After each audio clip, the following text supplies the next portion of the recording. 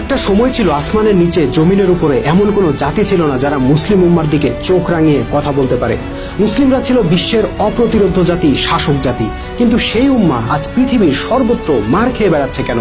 কিভাবে ঘটলো তাদের এত বড় অধঃপতন? আর যখন এই উম্মার এত বড় অধঃপতন ঘটতে থাকে তখন আলেম ওলামাদের ভূমিকায় বা কি ছিল সেটাই জানার চেষ্টা করব আজকের ভিডিওতে। আশা করি ভিডিওটি শেষ পর্যন্ত আমার সঙ্গেই থাকবেন। প্রিয় বন্ধুরা, ইসলামের ইতিহাস না জানলে আজকের ভিডিওটি বোঝা একটু কঠিন হবে। সেজন্য শুরুতেই সংক্ষেপে ইসলামের ইতিহাসের উপর দুটো কথা বলে নিতে চাই। রাসূল সাল্লাল্লাহু আলাইহি সাল্লাম নবুয়ত লাভ করেছিলেন 610 খ্রিস্টাব্দে আর ইন্তেকাল করেন 632 খ্রিস্টাব্দে। তিনি যখন 610 খ্রিস্টাব্দে তৌহিদের আন্দোলন শুরু করেন তখন পৃথিবীতে ইসলামের কোনো দৃশ্যমান কাঠামো ছিল না। ইসলামটা আসলে কি, এটার বাস্তব চেহারাটা কি হবে তা কেউ জানতো না। কিন্তু যখন 23 বছরের সংগ্রামী জীবন শেষ করে রাসূলুল্লাহ ইন্তেকাল করলেন ততদিনে পুরো বিশ্বের সামনে ইসলামের মডেল পরিষ্কার হয়ে গিয়েছিল। তিনি যখন বিদায় হজের ভাষণে জনতার সামনে প্রশ্ন ছুড়ে দিয়েছিলেন, আমি কি তোমাদের কাছে পৌঁছে দিতে পেরেছি? জনতা বলল, ইয়া রাসূলুল্লাহ, আপনি পৌঁছে দিয়েছেন। এই কথার মানে হলো ইসলামের পূর্ণাঙ্গ মডেল প্রতিষ্ঠা করে বিশ্বনবী তার রিসালাতের দায়িত্ব শেষ করেছেন। এখন প্রশ্ন হলো, কি ছিল সেই মডেলে? সংক্ষেপে বললে আল্লাহ রসুলের ইসলামের মডেলটা ছিল এরকম: জাতি হবে একটা, জাতির নেতা হবেন একজন, জাতির জীবন বিধান হবে আল্লাহর হুকুম, আল্লাহর হুকুমে জাতির ইমাম জাতিকে পরিচালনা করবেন। জাতির লক্ষ্য উদ্দেশ্য হবে আল্লাহর জমিনে আল্লাহর দ্বীন প্রতিষ্ঠার মাধ্যমে সারা বিশ্ব থেকে অন্যায়, অবিচার, যুদ্ধ, রক্তপাত নির্মূল করা। এই মডেলের উপর সাহাবীদেরকে দাঁড় করিয়ে রেখে রাসূল সাল্লাল্লাহু আলাইহি সাল্লাম ইন্তেকাল করেছিলেন আর বলে গিয়েছিলেন, যে আমার সুন্নাহ ত্যাগ করবে সে আমার দলভুক্ত নয়। সাহাবীরা সেই মোতাবেক এক নেতা, এক উম্মাহ, এক বিধান, এক লক্ষ্য, ইসলামের এই মডেল আঁকড়ে ধরে রেখেছিলেন। কখনো কোনো কারণে এই মডেল ভেঙে পড়তে দেননি। কোনো কারণে এই মডেল ভেঙে যাবার অবস্থা হলে সাহাবীরা জীবন দিয়ে হলেও তার মোকাবেলা করতেন। যেমন তৃতীয় খলিফা উসমান রাদিয়াল্লাহু আনহু এর হত্যাকাণ্ডের পর মুয়াবিয়া রাদিয়াল্লাহু আনহু যখন আলী রাদিয়াল্লাহু আনহুর হাতে বায়াত নিলেন না, তখন জাতির নেতা দুইজন হয়ে গেল, যা সাহাবীরা মেনে নিলেন না। কারণ তারা ভালোভাবেই জানতেন জাতির নেতা হবেন একজন, আর সেই একজন নেতার নির্দেশেই পরিচালিত হবে মুসলিমদের জাতীয় জীবন।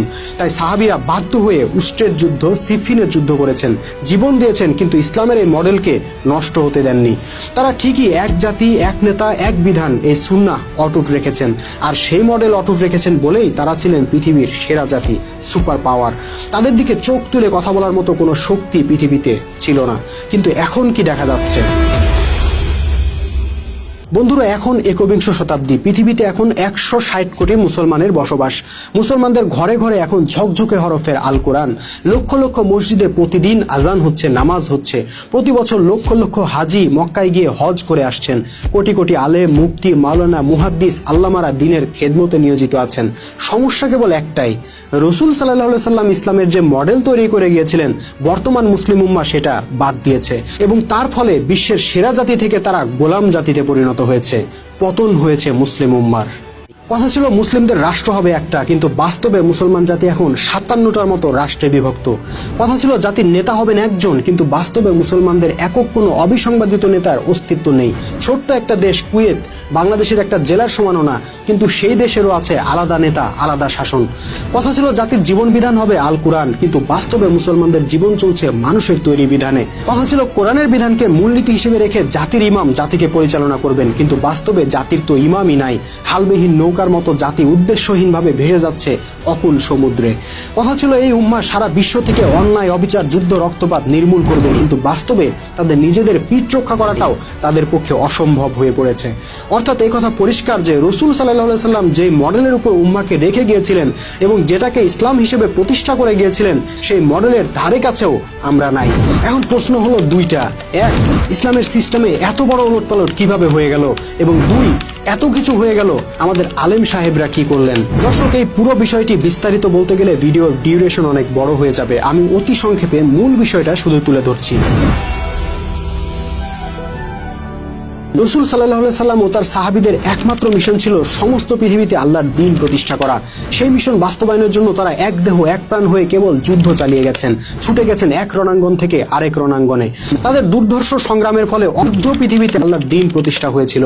কিন্তু সাহাবীরা দুনিয়া থেকে চলে যাবার পর তাদের পরবর্তী প্রজন্মগুলোর কাছে দ্বীন প্রতিষ্ঠার সংগ্রামের গুরুত্ব কমে যেতে থাকে। এদিকে রাষ্ট্রীয়ভাবেও শাসকরা দ্বীন প্রতিষ্ঠার চেতনা ভুলে ভোগ বিলাসিতায় মত্ত হয়ে ওঠে, ফলে জিহাদ বন্ধ হয়ে যায়। জেহাদ যখন বন্ধ হয়ে গেল তখন মুসলিমরা কি করবে? বেকার তো বসে থাকা যায় না। একটি শ্রেণী শুরু করলো দিনের অতি ব্যাখ্যা, অতি বিশ্লেষণ। তারা ইসলামের চুলচেরা বিশ্লেষণ করে শরীয়তের লক্ষ লক্ষ মাসলা মাসাইল রচনা করা শুরু করলো এবং এটাকেই ইসলামের লক্ষ্য বানিয়ে ফেললো। এসব ব্যাখ্যা বিশ্লেষণ নিয়ে স্বভাবতই আলেমদের মধ্যে মতভেদ শুরু হয়ে গেল। এভাবে হাদিস নিয়ে, ফিকাহ নিয়ে, তাফসির নিয়ে চুলচেরা গবেষণা ও ব্যাখ্যা বিশ্লেষণই যখন উম্মার সবচেয়ে গুরুত্বপূর্ণ কাজ হয়ে দাঁড়ালো, তখন সেই কাজের পার্শ্ব প্রতিক্রিয়া হিসেবে উম্মার মধ্যে বিভিন্ন ফিরকা মাযহাবের জন্ম হতে লাগলো এবং ঐক্য ভেঙে খান খান হয়ে গেল। এদিকে আরেক দল সুফি দরবেশের আবির্ভাব হলো, যারা ইসলামের মূল স্পিরিটকেই চেঞ্জ করে দিলেন। তারা ব্যক্তিগতভাবে আত্মার উন্নতিকে মুসলিমদের মুখ্য কর্তব্য হিসেবে প্রচার করলেন। তারা রাসূলের নামে মিথ্যা হাদিস প্রচার করে বললেন আত্মার বিরুদ্ধে জেহাদি হলো বড় জিহাদ।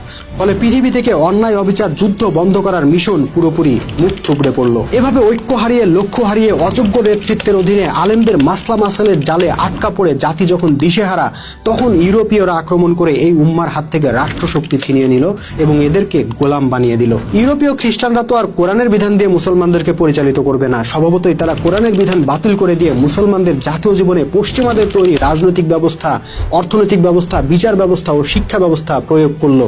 ফলে মুসলমানদের ইলাহ বা বিধানদাতা আর আল্লাহ রইলেন না, ইউরোপীয় খ্রিস্টানরা তাদের ইলাহ হয়ে গেল। মুসলিমদের জাতীয় জীবন শিরকে ডুবে গেল। ধূর্ত ব্রিটিশরা ভালোভাবেই জানতো মুসলমানদের সকল শক্তির উৎস হলো ইসলাম, আর ইসলামের সবচেয়ে বিপজ্জনক বিষয় হলো তৌহিদ ও জেহাদ।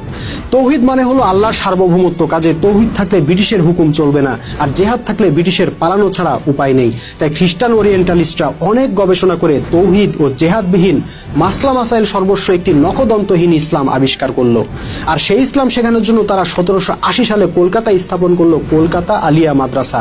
এই মাদ্রাসার ইতিহাস যারা জানেন তাদেরকে বলে দিতে হবে না, এই মাদ্রাসার শুরুর দিকে 26 জন খ্রিস্টান পণ্ডিত 76 বছর যাবৎ অধ্যক্ষের দায়িত্ব পালন করেছেন। খ্রিস্টানরা যখন মুসলমানদেরকে মাদ্রাসা বানিয়ে ইসলাম শেখায়, তখন বুঝতে হবে সেই ইসলাম আর যাই হোক আল্লাহ রসুলের ইসলাম নয়।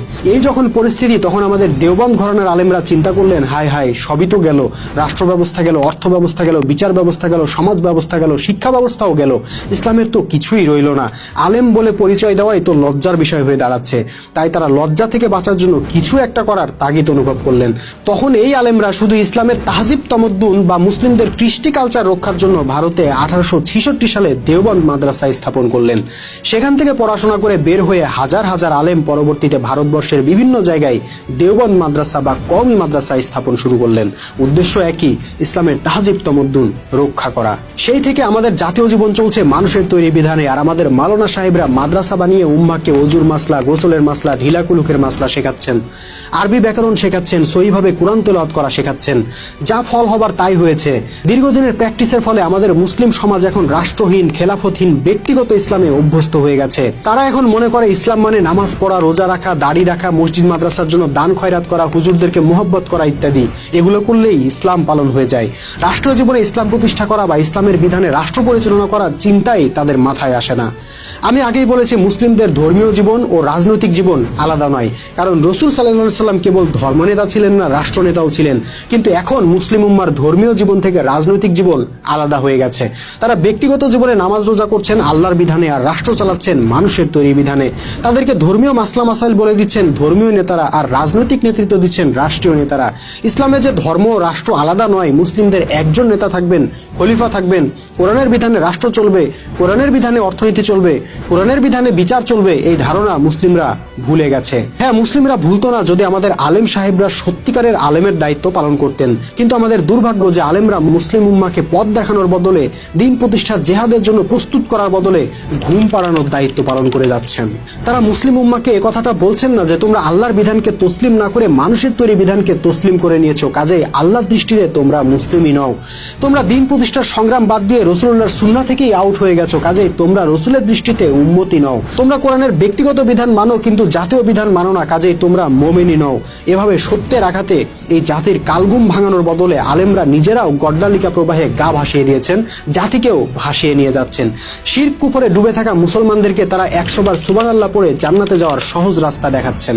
কোরআনের প্রতি হরফ তেলাওয়াত করে 10টা করে নেকি কামাইয়ের স্পেশাল অফার দিচ্ছেন। পীরের হাতে বায়াত নিয়ে হাসরের দিন সরাসরি জান্নাতে চলে যাবার আশ্বাস দিচ্ছেন। মসজিদ মাদ্রাসা মাদ্রাসার জন্য দানকারীকে মা বাবা সহ জান্নাতের লাইসেন্স দিয়ে দিচ্ছেন।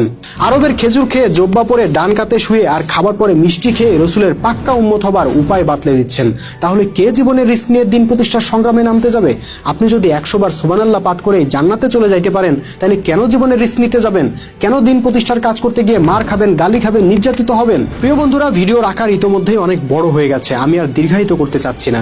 পুরো ভিডিওতে আমি যে কথাটা জোর দিয়ে বোঝানোর চেষ্টা করলাম তা হলো, ইসলাম শুধু ব্যক্তিগত বিষয় না যে ব্যক্তিগতভাবে কিছু মানুষ চাঁদা দিয়ে মাদ্রাসা বানিয়ে সেখানে ব্যক্তিগতভাবে ইসলামের মাসলা মাসাইল শিখে ফেললেই ইসলাম পালন হয়ে গেল।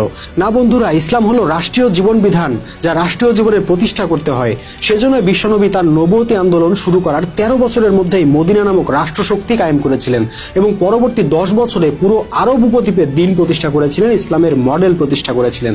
কিন্তু রসুলের রেখে যাওয়া সেই ইসলামের মডেল বাদ দিয়ে আমরা বর্তমানে মাদ্রাসা কেন্দ্রিক, রাষ্ট্রহীন, খেলাফতহীন নতুন আরেকটা ইসলামের মডেল আবিষ্কার করে নিয়েছি।